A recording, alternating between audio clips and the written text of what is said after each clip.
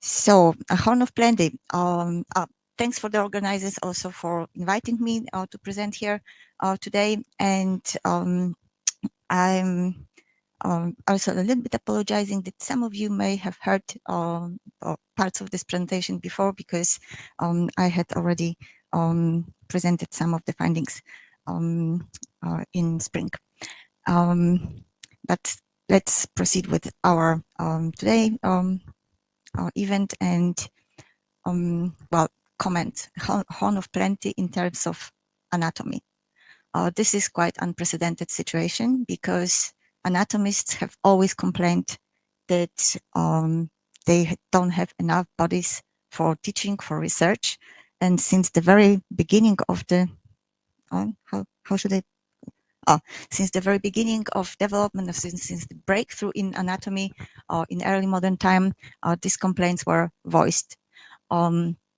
However, human dissections were becoming more and more systematic procedures, what is attested here by this famous painting by Rembrandt van Rijn that presents the annual anatomy lesson by Dr. Tube. Of course, anatomical studies in Netherlands, in Italy, also in other countries, in Austria, Germany, they were more systematic, not just once a year, but once a year there was this public dissection that was opened for the public, not only for medical students, but also for the others. And since this moment, usual traditional sources of bodies for dissection were executed convicts, as also the person that you've seen on previous slide, the body of Aris Kind, who was sentenced to death for minor offenses for being notorious thief. So from 16th century on, executed convicts, people usually from with poor social background, and their bodies were given for dissection in order somehow to highlight the severity of the sentence, and also to promote anatomical research and teaching.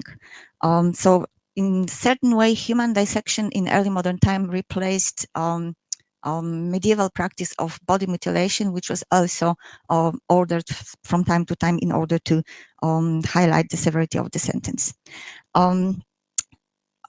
Due to the fact that interest in anatomy was steadily increasing, and the birth of new branch of science, new medical discipline, anatomopathology, demand for bodies was even greater. And anatomists were complaining that in 18th century that they don't have enough for study and teaching, and therefore first in Austria, then other countries followed. Rulers took decision that bodies of unclaimed bodies for various care institutions, hospitals and care institutions should be also given to anatomical institutes for further investigations. And one of the arguments, interestingly, went that, well, these people usually very poor also and living on social support, that these people should pay back for the fact that they were given shelter, that they were given meals, that they were somehow taken care of during their lifetime. In the 19th century, we have one more additional source of bodies for investigations, colonial anthropological collections. And in 1930s, as I marked here, mid-1930s, inspired by eugenic way of thinking, forced abortions give the source of fetuses with various anomalies or suspected of being burdened by some genetic disorder. Our situation completely changed in 1930s in Germany because of the fact that Nazi regime, National Socialist regime, during this time, the number of executions increased tremendously, and the numbers, to give you an idea, are calculated by Sabine Hildebrandt, the author of a very interesting book, Anatomy of Murder, on history of anatomy during the Third Reich. So she calculated that in the years 1907, 1932, there were altogether around 500 executions in Germany and roughly 20 per year. Then we have the years 1933-45, where we have at least 32,000 executions. So do the math and we'll see the difference. And the source executions were, of course, political prisoners. And under this regime, it was very easy to become political opponent while trading on black market or similar activities. I don't know, listening to forbidden radio channel and so on. There is an example from Vienna described by researchers who dealt with this difficult past of a person who 62 years old was sentenced to death for the fact that he was fighting with Hitler's decree regarding collection of winter clothes for the front. And he kept sweater and socks for himself. And for this, he was sentenced to death. And more examples of this kind were found also in other universities. So that was very easy to be a political prisoner. Other sources of bodies, I come back to previous slide, were also patients, inmates of various psychiatric institutions and care institutions who were murdered within this so-called euthanasia program or T4 program, and also children murdered within the program of child euthanasia. And to a lesser extent, but also registered in some institutes, bodies of prisoners of concentration and forced labor camps. So in February 1939, Ministry of Education issued a circular saying that bodies of all executed convicts, no matter what the reason was, criminal or political issues, should be transferred to the nearest anatomical institute. And another document, very precisely specified which prison served to which university. So universities were ascribed to particular prison, and therefore, because of the increase of executions, there was constant flow of the bodies to these anatomical institutes. One of the most famous ones was Anatomy Institute in Vienna, run by Eduard Pernkopf, a very talented, very good anatomist who was working on anatomical atlas since early 1930s. He how should I put it? He used the opportunities that were provided by the system.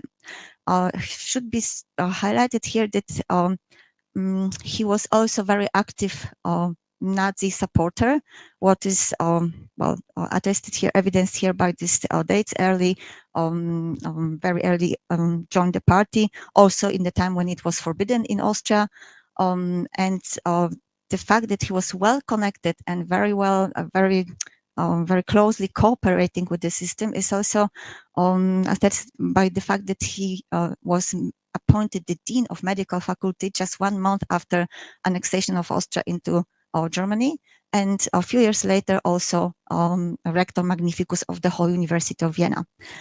In one of his opening lecture, not one of his lecture, but opening lecture, when he became the dean, he announced that there will be very fundamental alterations in medical curriculum, and he introduced whatever could be racial was racial, racial physiology, racial psychology, and so on and so on. And he also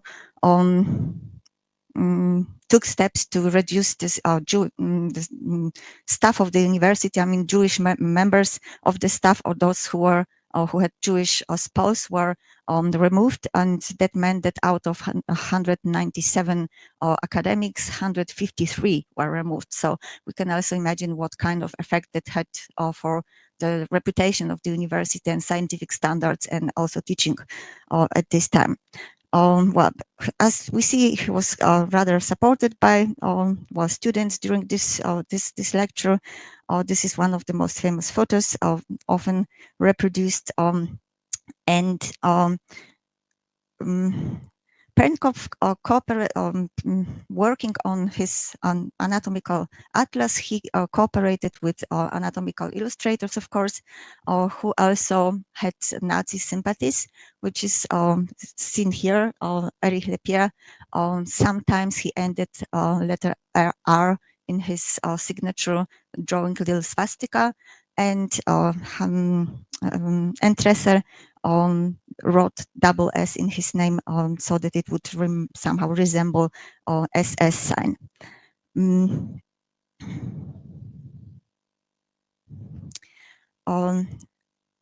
Anatomical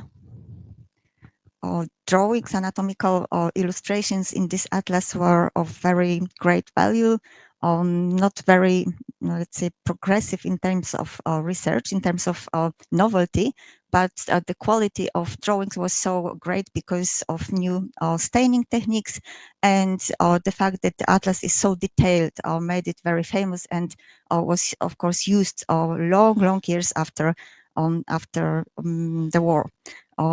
Actually until 1990s, that were new editions published. There were not so many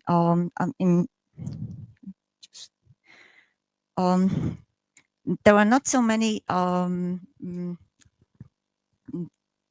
bodies that would be identified as Jewish bodies in sent to Edward Pernkopf Institute.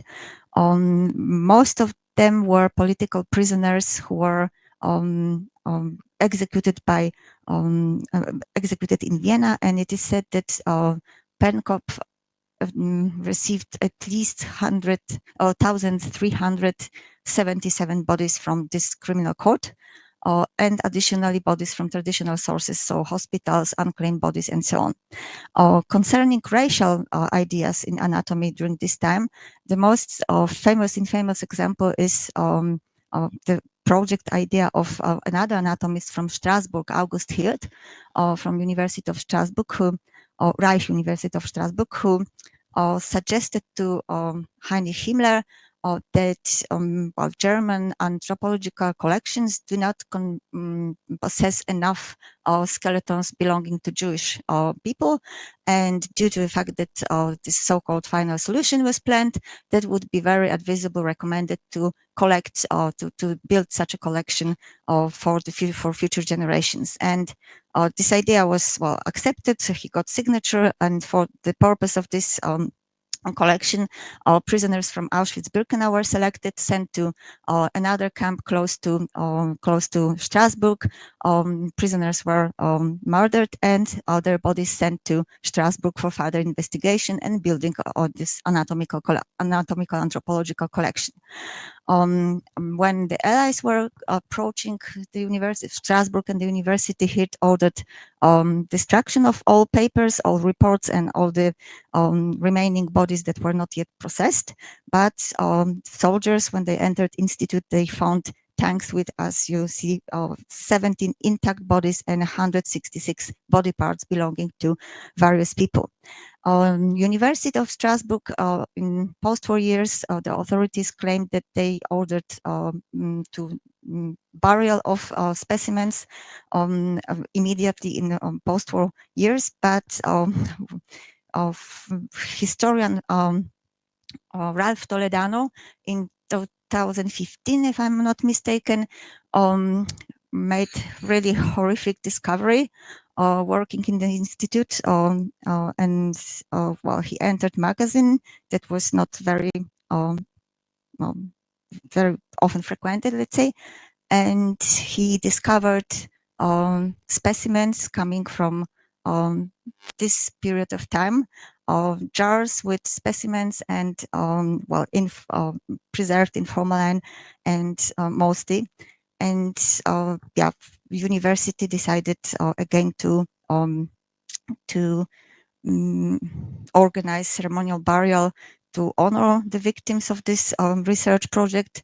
But what happened in this case, Ralph Toledano was able to identify the specimens and ascribe them to names of the prisoners.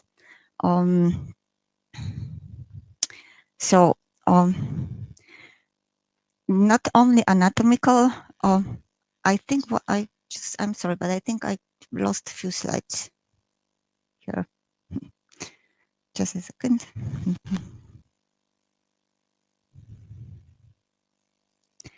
Um,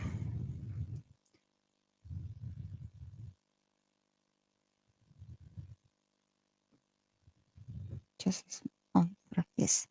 So talking about these collections with dubious provenance and collections being the result of Nazi crimes, we should also mention brain research and collections of brain specimens. That were mostly taken from victims of euthanasia, so-called euthanasia program, and many researchers actively sought to obtain the specimens. This perfect example would be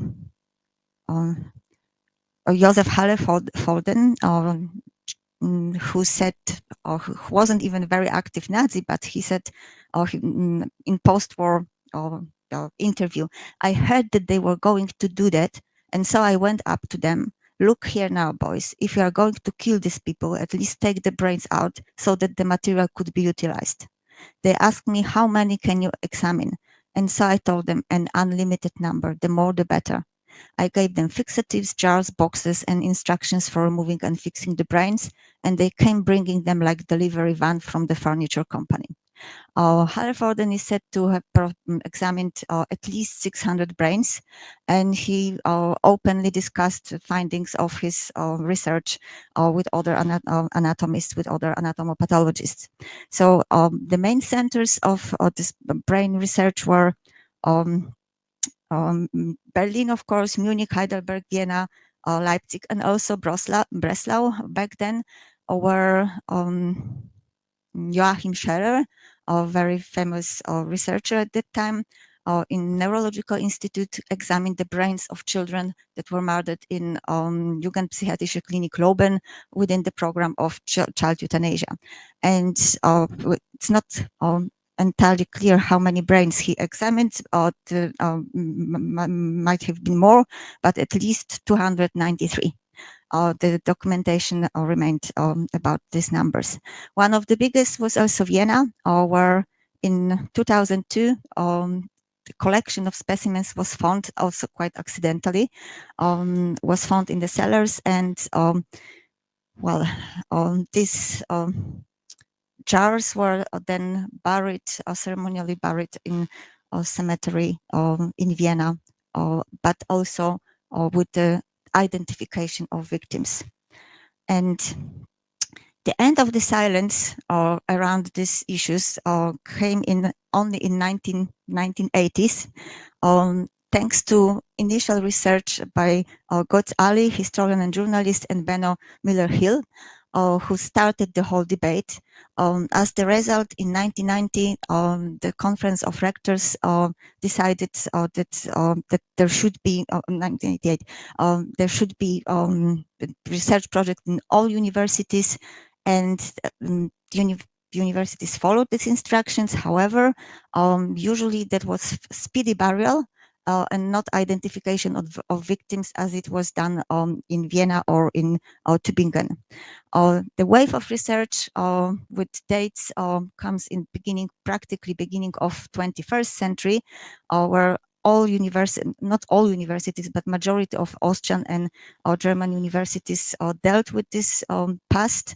There are, however, still gaps, like some universities are far from processing the issue, and this is indicated by the tables, by this statistics provided by Sabine Hildebrand, who is author of this important book on history of anatomy during the time of the Third Reich.